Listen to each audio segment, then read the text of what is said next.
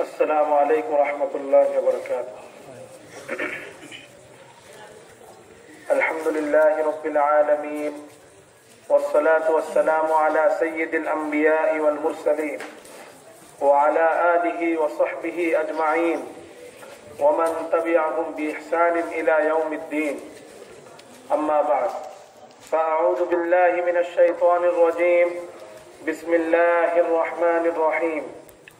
يا أيها الذين آمنوا اتقوا الله وقولوا قولا سديدا يصلح لكم أعمالكم ويغفر لكم ذنوبكم ومن يطع الله ورسوله فقد فاز فوزا عظيما. وقال تعالى: يا أيها الذين آمنوا اتقوا الله وكونوا مع الصادقين. وقال تعالى: يا أيها الذين آمنوا اتقوا الله حق تقاته ولا تموتن إلا وأنتم مسلمون واعتصموا بحبل الله جميعا ولا تفرقوا واذكروا نعمة الله عليكم إذ كنتم أعداء فألف بين قلوبكم فأصبحتم بنعمته إخوانا. وقال رسول الله صلى الله عليه وسلم: لا يؤمن أحدكم حتى أكون أحب إليه من والده وولده والناس أجمعين. وقال رسول الله صلى الله عليه وسلم: لا يؤمن أحدكم حتى يحب لأخيه ما يحب لنفسه. وقال رسول الله صلى الله عليه وسلم: اللهم إني أسألك علما نافعا ورزقا طيبا وعملا متقبلا. وقال رسول الله صلى الله عليه وسلم: اللهم إني أعوذ بك من علم لا ينفع ومن قلب لا يخشع ومن نفس لا تشبع ومن دعوة لا يستجاب لها أو كما قال عليه الصلاة والسلام. الحمد لله, আল্লাহ তাআলা শুকর আদায় করছি যে আল্লাহ তাআলা আমাদেরকে একটি দ্বীনি মজলিসে, নেক মাহফিলে, আমাদের আকাবেরদের সোহবতে একত্রিত হওয়ার তৌফিক নসিব করেছেন। আলহামদুলিল্লাহ।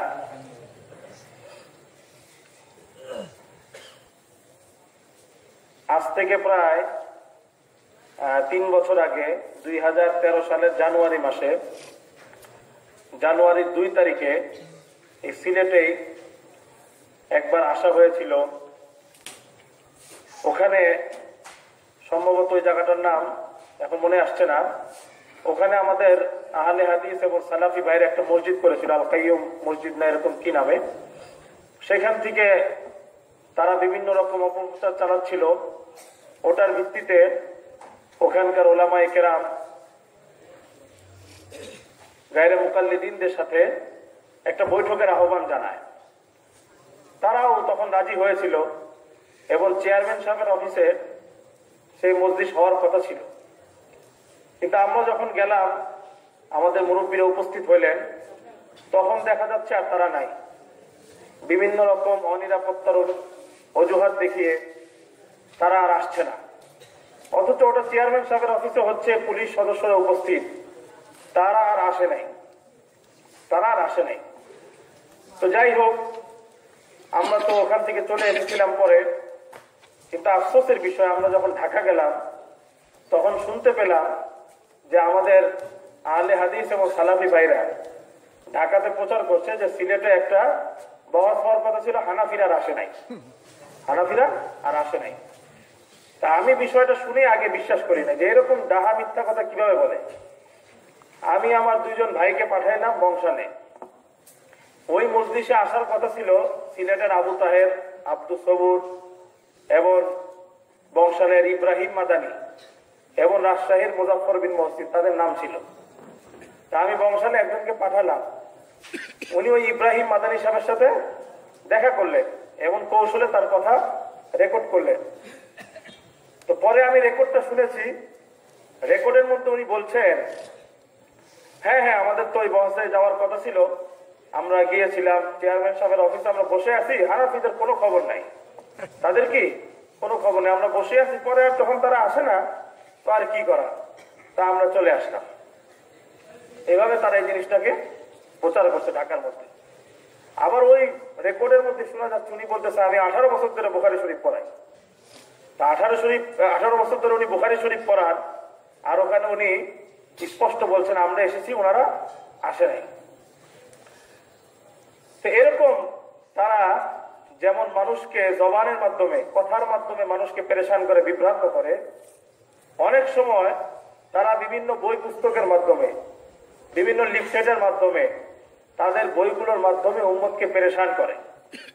উম্মত সেই সমস্ত বই পড়ে। আমার আফসোস যে আমাদের সাধারণ শিক্ষিত ভাইয়েরা ওই সমস্ত বই পড়ে আগেই সিদ্ধান্ত নিয়ে নেন, হ্যাঁ হ্যাঁ ঠিকই বলছে, আমাদের হুজুররা, আমাদের মুরব্বীরা এতদিন আমাদেরকে ভুল নামাজ শিখাইছেন, গলত নামাজ শিখাইছেন, যেগুলো নামাজ শিখাইছেন এগুলো সব জাল নেওয়ায়, এগুলো সব দুর্বল নেওয়ায়, এই জাতীয় কথাবার্তা আমাদের মুরব্বীদের ব্যাপারে তারা অভিযোগ করতে থাকে।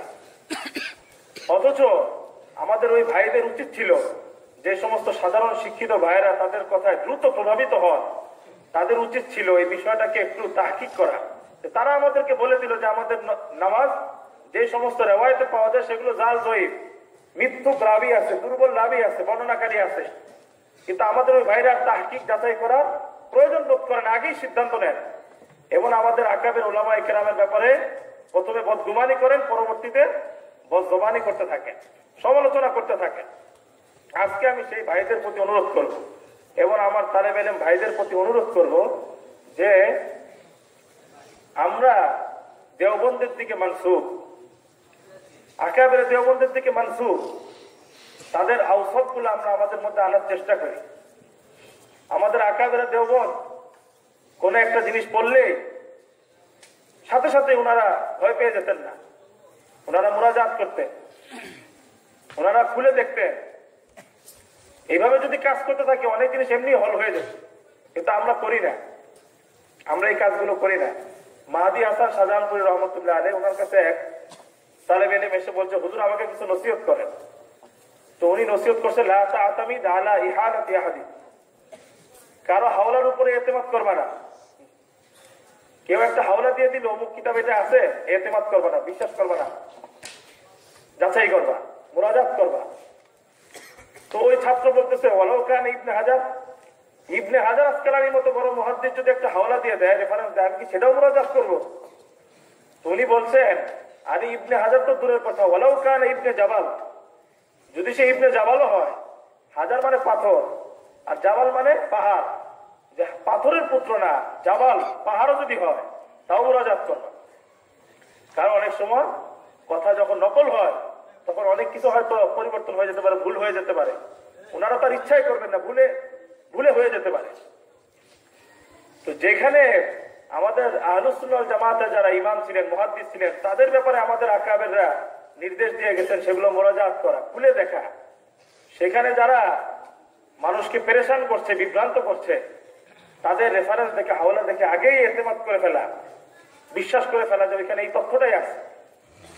এটা তো বড় আমাদের, মানে এটা আমাদের অনেক বড় অসতর্কতা হবে।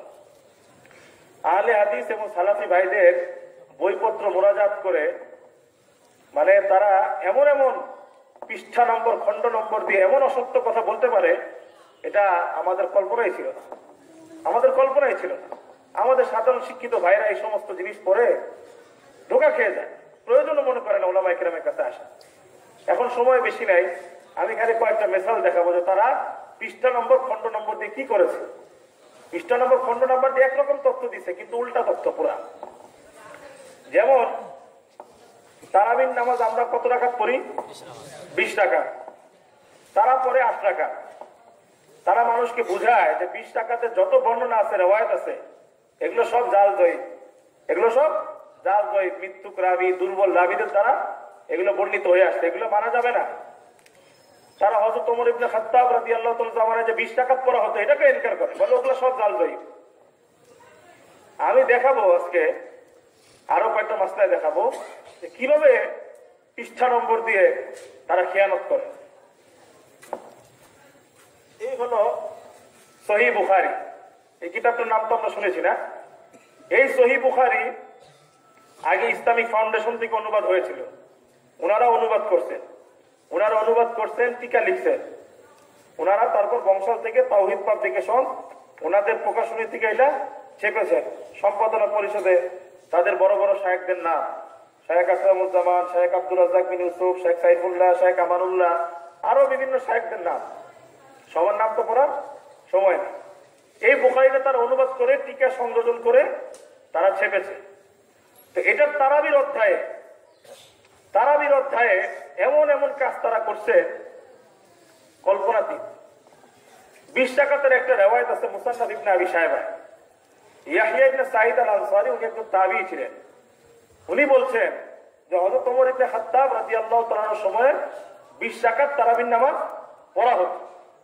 20 রাকাত তারাবির নামাজ পড়া হতো। এই হাদিসটা আছে মুসান্নাফ ইবনে আবি শায়বা।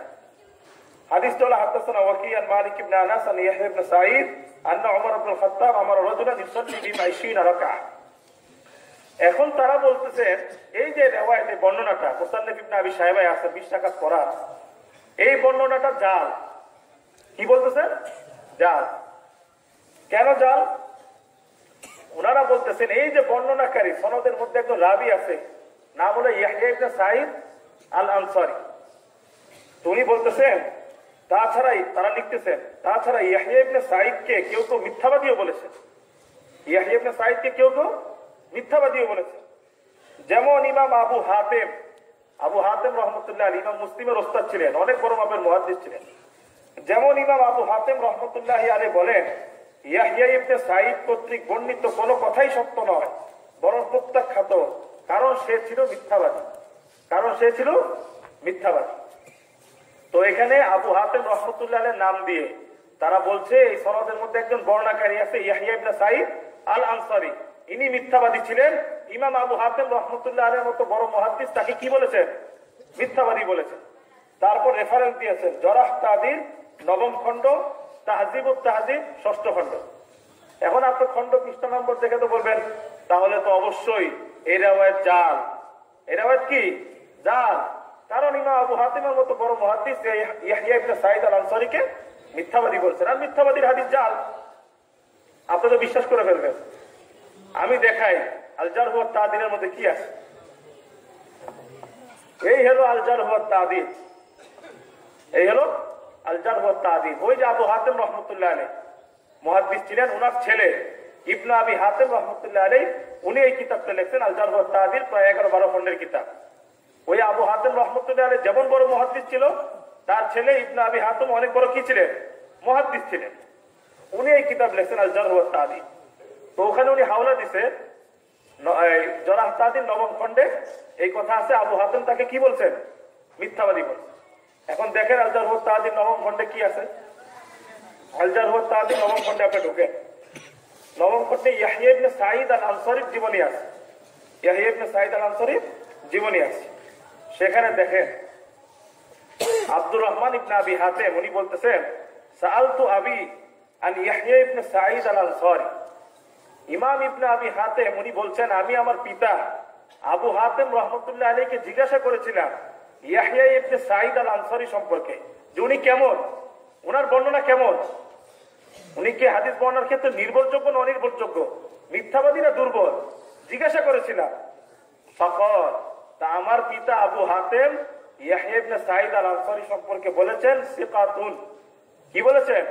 সিকাতুন, যে উনি হাদিস বর্ণনার ক্ষেত্রে একজন নির্ভরযোগ্য ব্যক্তি। হাদিস বর্ণনার ক্ষেত্রে একজন নির্ভরযোগ্য ব্যক্তি। ইমাম আবু হাতেম রহমতুল্লাহ আলাইহি তাকে বলছেন হাদিস বর্ণনার ক্ষেত্রে নির্ভরযোগ্য ব্যক্তি। আর ওনারা জরহ ওয়াত তা'দীল 9ম খণ্ডে খণ্ড পৃষ্ঠা নম্বর দিয়ে লিখে দিলেন ইমাম আবু হাতেম রহমতুল্লাহ আলাইহি তাকে মিথ্যাবাদী বলছেন। তাকে কি বলছেন? মিথ্যাবাদী বলছেন। কত বড় তথ্য বিকৃতি! এটা কি কোনো মুসলমান করতে পারে? রাসূল কারীম সাল্লাল্লাহু আলাইহি ওয়াসাল্লাম মুসনাদ আহমদের হাদিসের মধ্যে আসে ইউতবাহুল মুমিন আলা কুল্লি শাই ইল্লা আল কাযিব ওয়াল খিয়ানা। মুমিনের মধ্যে সব ধরনের দোষ থাকতে পারে, কিন্তু দুইটা দোষ মুমিনের মধ্যে থাকতে পারেই না। একটা হলো কাযিব, মিথ্যা বলা, ওয়াল খিয়ানা, ধোঁকা দেওয়া। মিথ্যা বলা, ধোঁকা দেওয়া তো মুমিনের মধ্যে থাকতেই পারে না, রাসূল কারীম সাল্লাল্লাহু আলাইহি ওয়াসাল্লাম বলছে। এইখানে পৃষ্ঠা নম্বর দিয়ে, খণ্ড পৃষ্ঠা নম্বর দিয়ে বলে দিচ্ছে আল জারহ ওয়াত তা'দীলের 9ম খণ্ডের মধ্যে রয়েছে আবু হাতেম রহমতুল্লাহ আলাইহির মতো বড় মুহাদ্দিস ইয়াহইয়া ইবনে সাঈদ আল আনসারীকে মিথ্যাবাদী বলছে। কিন্তু বাস্তবে আল জারহ ওয়া তা'দীল কিতাবের মধ্যে আছে ইয়াহইয়া ইবনে সাঈদ আল আনসারীকে আবু হাতিম কি বলছেন, সেটা হাদিস বর্ণনার ক্ষেত্রে উনি একজন নির্ভরযোগ্য ব্যক্তি ছিলেন। ওনার হাদিস বর্ণনা উনি যেটা রেওয়ায়াত করেন সেটা সঠিক, সেটা সঠিক। তো একটা রেফারেন্স তারা দিয়েছে আল জারহ ওয়া তা'দীল। দ্বিতীয় রেফারেন্স কি দিয়েছে? তাহযীবুত তাহযীব। কি দিয়েছে? তাহযীবুত তাহযীব। তা আপনি বলবেন হয়তো আল জারহ ওয়া তা'দীলের মধ্যে নাই, হয়তো তাহযীবুত তাহযীবে তো আছে। আল জারহ ওয়া তা'দীলে হয়তো নাই, তাহযীবুত তাহযীবে তো থাকবে, সেখানে হয়তো আছে। তা আমি আপনাদের জন্য তাহযীবুত তাহযীব আনছি যে ওখানে কি আছে। এই হলো তাহযীবুত তাহযীব, হাফিজ ইবনে হাজার আসকালানী রাহিমাহুল্লাহর কিতাব তাহযীবুত তাহযীব। এখানে আপনি যান, ইয়াহইয়া ইবনে সাঈদ আল আনসারীর জীবনী আছে, পড়েন। সেখানে আছে দেখেন, ওয়াকাল আহমদ ইবনে হাম্বল ওয়া ইয়াহইয়া ইবনে মাঈন ওয়া আবু হাতিম ওয়া আবু যুরআ। এই ইয়াহইয়া ইবনে সাঈদ আল আনসারী সম্পর্কে ইমাম আহমদ ইবনে হাম্বল, ইমাম ইয়াহইয়া ইবনে মাঈন, ইমাম আবু হাতিম এবং ইমাম আবু যুরআ, কয়জনের নাম আসলো? ইমাম আহমদ ইবনে হাম্বল, ইয়াহইয়া ইবনে মাঈন, আবু হাতিম, আবু যুরআ কি বলেছেন? সিকাতুন। কি বলছেন? সিকা, যে উনি হাদিস বর্ণনার ক্ষেত্রে একজন নির্ভরযোগ্য ব্যক্তি, বিশ্বস্ত ব্যক্তি, বিশ্বস্ত ব্যক্তি, নির্ভরযোগ্য ব্যক্তি। তো তাহযীবুত তাহযীব, জারহ ওয়া তা'দীলের রেফারেন্স দিয়ে, খণ্ড নাম্বার, পৃষ্ঠা নম্বর দিয়ে আবু হাতিম রাহমাতুল্লাহ আলাইহির নামে চালিয়ে দিলেন যে আবু হাতিম এই ইয়াহইয়া ইবনে সাঈদ আল আনসারীকে কি বলছেন? মিথ্যাবাদী বলেছেন। এখন আমাদের আহলে হাদিস ভাইরা এটা পড়া হানাফিদেরকে, হানাফি আলেমদের সাথে তর্ক করে আপনাদের হাদিস সব জাল, মিথ্যুক রাবীদের দ্বারা বর্ণিত, মিথ্যুক রাবীদের দ্বারা কি বর্ণিত। এখন এটা কি মিথ্যুক রাবী না সেকা রাবী? নির্ভরযোগ্য রাবী। আবু হাতিম তাকে সেকা বলছে, কিন্তু সে কৌশলে বলে দিবে মিথ্যাবাদী। এই জন্য আমাদেরকে সতর্ক থাকতে হবে। আরেকটা মজার জিনিস শুনেন, বুখারী শরীফের মধ্যে কি জাল হাদিস আছে? মিথ্যাবাদীর হাদিসকে কি বলে? জাল হাদিস বলে না? জাল হাদিস বলে। তো এই রাবী ইয়াহইয়া ইবনে সাঈদ আল আনসারী যদি মিথ্যাবাদী হইতো, বুখারী শরীফে কি তার রিওয়ায়াত থাকতো? হ্যাঁ, থাকার কথা। তো তারা বানিয়ে দিচ্ছে মিথ্যাবাদী। যদি একে আপনি মিথ্যাবাদী ধরেন, তাহলে বুখারী শরীফের কত হাদিস যে জাল হয়ে যাবে আপনি কল্পনা করতে পারবেন। কত হাদিস না, বুখারী শরীফের প্রথম হাদিসটা জাল হয়ে যাবে, বুখারী শরীফের প্রথম হাদিস জাল হয়ে যাবে। বুখারী শরীফের প্রথম হাদিস কি? ইন্নামাল আমালু বিন্নিয়াত। এই হাদিসের সনদ কি? ইমাম বুখারী কার থেকে হাদিস রিওয়ায়াত করছেন? সনদ শুনেন। ইমাম বুখারী বলছেন হাদাসানা আল হুমায়দি قال حدثنا سفيان عن يحيى بن سعيد الأنصاري عن محمد بن إبراهيم التيمي عن علقمة بن وقاص الليثي قال سمعت عمر بن الخطاب على المنبر يقول سمعت رسول الله صلى الله عليه وسلم يقول إنما الأعمال بالنيات। এই হলো হাদিস, এই হলো হাদিসের সনদ। তো সনদের মধ্যে কি আছে? হাদাসানা আল হুমায়দি قال حدثنا سفيان عن يحيى بن سعيد الأنصاري। ইয়াহইয়া ইবনে সাঈদ আল আনসারী বুখারী শরীফের প্রথম হাদিসের রাবী। উনি যদি মিথ্যাবাদী হয় তাহলে তো বুখারী শরীফের প্রথম হাদিসে জাল হয়ে গেল, বুখারী শরীফের প্রথম হাদিসে জাল হয়ে গেল। কথাটা বুঝতে পেরেছেন? মনে বুঝেন নাই? কথাটা মনে কঠিন হয়ে গেল না? আবু হাতিম রাহমাতুল্লাহ আলাইহির নামে তারা চালিয়ে দিছে, তাকে মিথ্যাবাদী বলছে। আবু হাতিম ইয়াহইয়া ইবনে সাঈদ আল আনসারীকে মিথ্যাবাদী বলছে। বাস্তবে আসলে ওনাকে আবু হাতিম রাহমাতুল্লাহ আলাইহি কি বলছেন? সেকা রাবী বলছে। এই কাজগুলো তারা জায়গায় জায়গায় করে, জায়গায় জায়গায় এই কাজগুলো করে। এই যেমন আরেকটা বই আমার সামনে আপনারা দেখতেছেন, তারাবির রাকাত সংখ্যা একটি তাত্ত্বিক বিশ্লেষণ, লিখছে ওই যে মুজাফফর বিন মুহসিন, মুজাফফর বিন মুহসিন। এই বইটার মধ্যে একই কাজ করছেন উনি। 8 রাকাতের কে সাবেত করছেন, আর 20 রাকাতের যত হাদিস আছে সব জাল জয়ী, সব কি জাল জয়ী। আমি দেখাই উনি কি করছে। এই বইয়ের 40 নম্বর পৃষ্ঠাতে যান, এই দেখেন 40 নম্বর পৃষ্ঠাতে যান। এখানে রেওয়ায়াত আছে, 20 রাকাতের একটা রেওয়ায়াত আছে। নাফি ইবনে ওমর বলেন ইবনে আবি মুলাইকা রমজান মাসে আমাদের সাথে 20 রাকাত সালাত আদায় করতেন। ইবনে আবি মুলাইকা একজন তাবিঈ ছিলেন। তো ওনার ব্যাপারে নাফি ইবনে ওমর বলছেন উনি কত রাকাত তারাবির নামাজ পড়তেন? 20 রাকাত তারাবির নামাজ পড়তেন। এখন দেখেন উনি লিখতেছেন তাহকিক, বর্ণনাটি জাল, বর্ণনাটি জাল। উনি বলতেছেন কেন জাল? কয়েকজন ইমামের নাম নিয়ে আসছে, তো আমি বলি এক এক করে। উনি বলছেন ইবনে হাজার আসকালানি, নাম শুনছেন না? ইবনে হাজার আসকালানি তাকে জয়ীফ বলেছেন। ইবনে হাজার আসকালানি ইবনে আবি মুলাইকাকে কি বলছে? জয়ীফ বলছে, দুর্বল। নিচে রেফারেন্স দিচ্ছে তাকরিবুত তাহযিব, তাকরিবুত তাহযিব পৃষ্ঠা 337, পৃষ্ঠা 337। এখন আমি তো যদি মুরাজাত না করি তাহলে তো আমি মনে করব ও পৃষ্ঠা নম্বর যেহেতু দিয়ে দিছে তাহলে তো আসলে ইবনে হাজার আসকালানি তাকে কি বলছে? জয়ীফ বলছে, দুর্বল বলছে। কিন্তু বাস্তবে আসলে তাকরিবুত তাহযিবে কি আছে জানেন? এই দেখেন এলো ইবনে হাজার আসকালানি তাকরিবুত তাহযিব। তাকরিবুত তাহযিব খুলেন আপনি, এই দেখেন তাকরিবুত তাহযিবের মধ্যে এই ইবনে আবি মুলাইকা সম্পর্কে হাফিজ ইবনে হাজার আসকালানি রাহিমাহুল্লাহ কি বলছেন?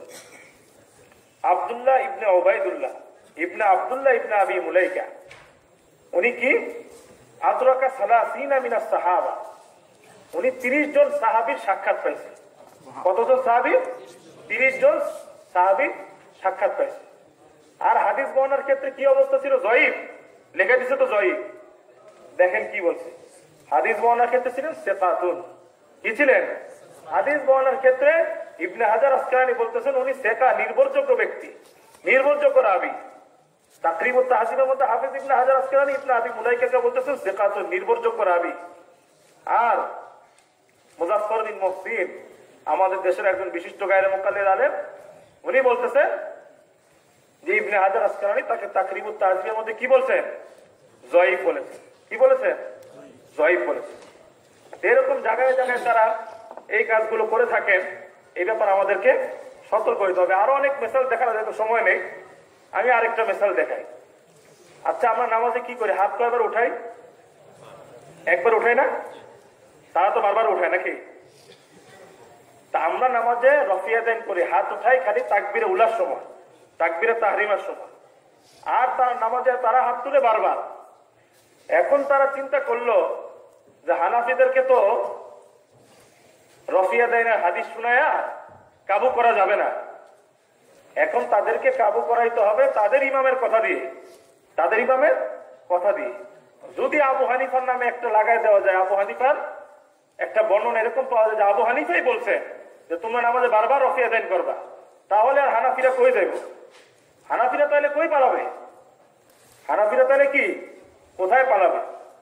তখন আর হানাফি আলেমরা কি জবাব দিবে? এই দেখেন একটা বই, মাসনুন সালাত ও দোয়া শিক্ষা, লিখছে আবু আব্দুল্লাহ মোহাম্মদ শহীদুল্লাহ খান মাদানী। তার অনেক পরিচয় আছে। একটা পরিচয় হলো পিস টিভির আলোচক, পিস টিভির আলোচক, আর বাকি পরিচয় বললাম। এই বইয়ে আপনার রফিয়াদাইনের বহস খুলেন 79 নম্বর পৃষ্ঠায়, 79 নম্বর পৃষ্ঠায় উনি দেখেন কি করছে।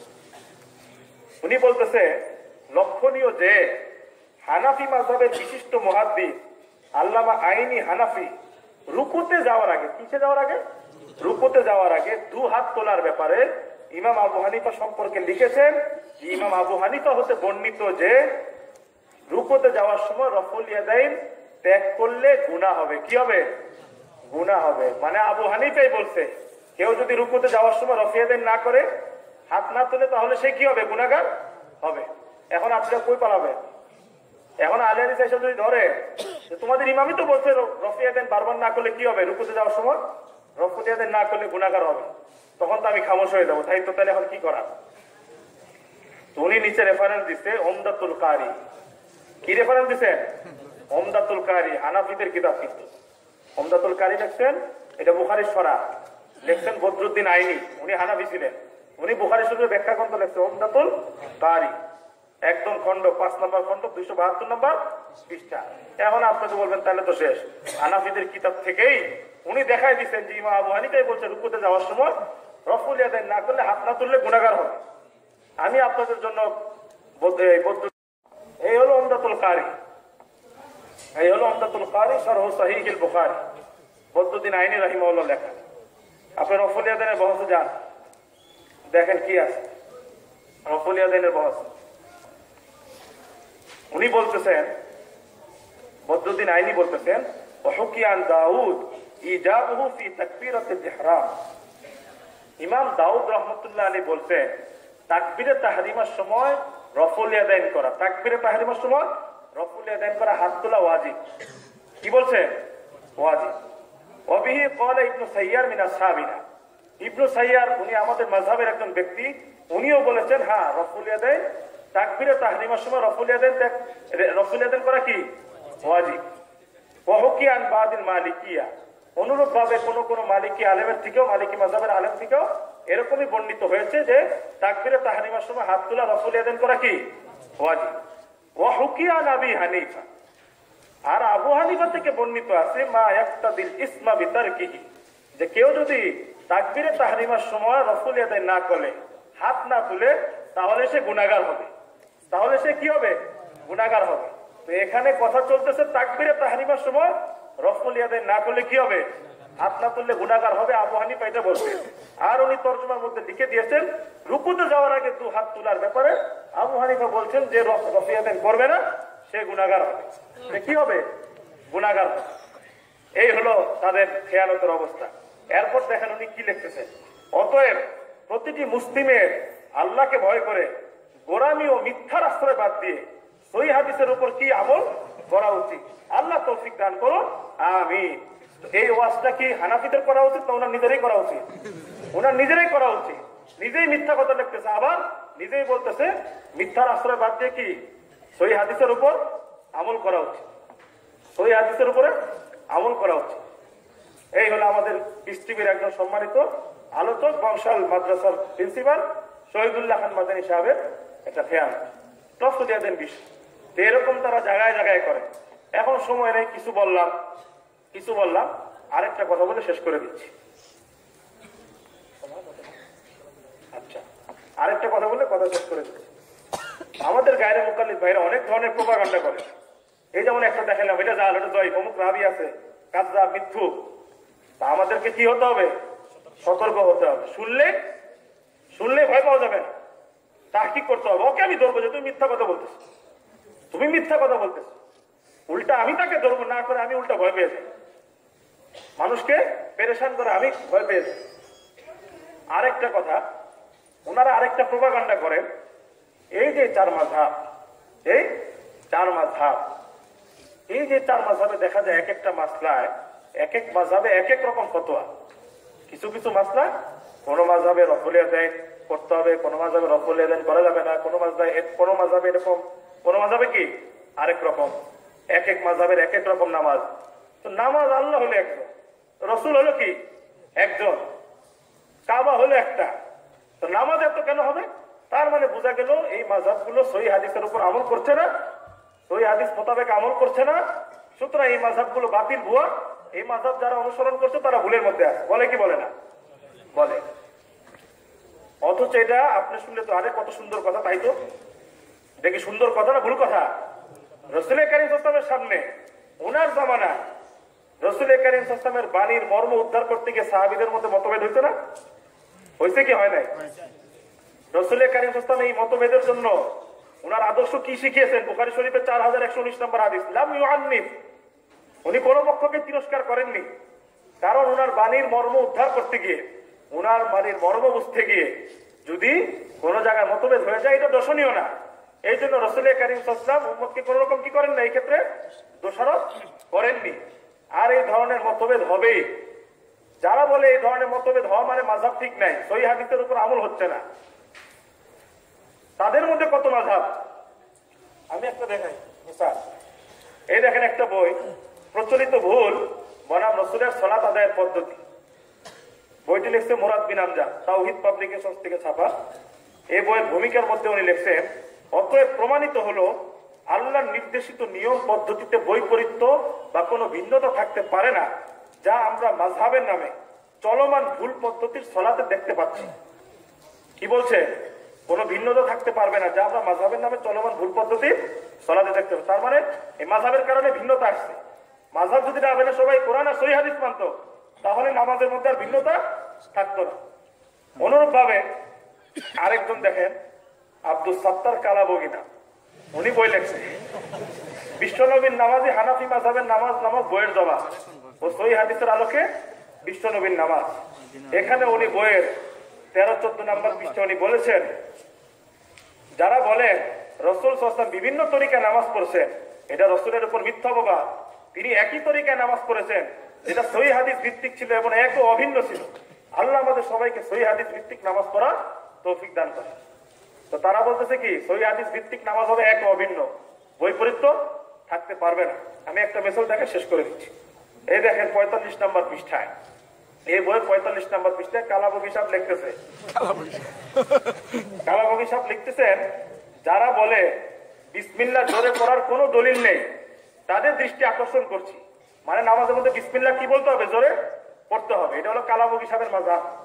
উনি বলতেছেন যারা বলে বিসমিল্লাহ জোরে পড়ার কোনো দলিল নেই তাদের দৃষ্টি আকর্ষণ করছি। অনেকগুলো রিওয়ায়াত আছে। আরেকটা রিওয়ায়াত আছে, একদা মুয়াবিয়া রাদিয়াল্লাহু তাআলা আনহু মদিনা নামাজ আদায় করতে গিয়ে বিসমিল্লাহ জোরে না পড়ায়, মুয়াবিয়া জোরে বিসমিল্লাহ পড়ে নাই। উপস্থিত সাহাবা বিন্দু উক্ত কাজের বিরুদ্ধে জোরে পড়ার পক্ষে সাক্ষ্য প্রদান করলেন। ফলে তিনি নামাজ আবার পুনরায় বিসমিল্লাহ সহ আদায় করলেন। তার মানে বিসমিল্লাহ জোরে পড়েন, এজন্য মুয়াবিয়ার নামাজ আবার দোহরাইতে কি সাহাবাইকেরা বাধ্য করছে। তার মানে ওনার মাযহাব হলো বিসমিল্লাহ জোরে পড়তে হবে। এখন দেখেন প্রচলিত ভুল বলা রাসূলের সালাতের মধ্যে কি আছে। 16 নম্বর পৃষ্ঠায় যান, 16 নম্বর পৃষ্ঠায় দেখতে দেখবেন প্রচলিত ভুল। খালি সমানে হানাফিদের নামাজ ভুল আর ওনারটা ঠিক। আচ্ছা দেখেন এখন ধরা কে খাই। প্রচলিত ভুল, আমাদের সমাজে তথাকথিত কিছু সংখ্যক নামধারী আহলে হাদিসকে, কিছু সংখ্যক কে বলতেছে, কোন হানাফি না গায়রে মুকাল্লিদ, কিছু সংখ্যক নামধারী আহলে হাদিসকে বিসমিল্লাহকে সূরা ফাতিহার অংশ হওয়ার পক্ষে সৌদি আরবের কোরআনের নাম্বারকে দলিল হিসাবে উপস্থাপন করতে দেখা যায়। অনুরূপ জেহেরি অর্থাৎ সশব্দে পড়া সালাতে বিসমিল্লাহ উচ্চ স্বরে পড়ে এবং এর পক্ষে কিছু দুর্বল হাদিস দ্বারা দলিল পেশ করে, অথচ এর নির্ভরযোগ্য কোনো ভিত্তি নেই। তোমাদের নামাজ তো ভাই একরকম হওয়ার কথা ছিল। এখন একজন বলতেছে বিসমিল্লাহ জোরে পড়তেই হবে না, নামাজই হবে না।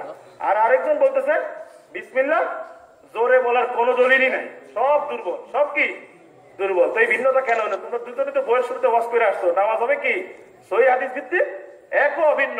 এই মাযহাবের কারণে এত ভিন্নতা আসছে। তোমাদের মধ্যে ভিন্নতা কেন আসলো?